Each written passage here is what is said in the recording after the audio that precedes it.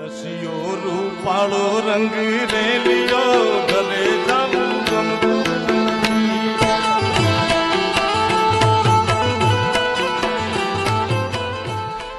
કોઠારિયાનો કમો પોતાના અલગ ડાન્સ અને કળાથી જાણીતું બનેલું આ નામ આજે કોઈ ઓળખનું મોહતાજ નથી. કીર્તિદાનના એક ડાયરામાં કરેલા ડાન્સ બાદ કમો રાતોરાત ફેમસ થઈ ગયો અને બાદમાં તેને પણ પ્રોગ્રામ મળવા લાગ્યા. ત્યાં સુધી કે કમો દુબઈ ને લંડન જઈને પણ પરફોર્મ કરી આવ્યો. પણ 3-1 વર્ષ પહેલા રોજે રોજ સોશિયલ મીડિયામાં છવાયેલો રહેતો કમો ગઈ નવરાત્રીથી સમાચારમાં આવતો બંધ થઈ ગયો. ત્યારે દરેકના મનમાં સવાલો થવા લાગ્યા કે અચાનક કમો ક્યાં ગયો, તે અત્યારે પ્રોગ્રામમાં જાય છે કે નહીં, આ નવરાત્રીએ ક્યાં જવાનો છે? આ તમામ સવાલોના જવાબ જાણવા અમે કમાના ઘરે સુરેન્દ્રનગર જિલ્લાના કોઠારિયા ગામે પહોંચ્યા.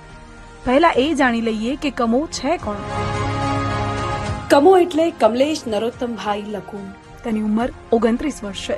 તેના પિતાનું નામ નરોત્તમભાઈ અને માતાનું નામ કંચનબેન છે. પિતા એક ખેડૂત છે. કમાને 2 મોટા ભાઈ છે જેમનું નામ સુરેશ અને સંજય છે.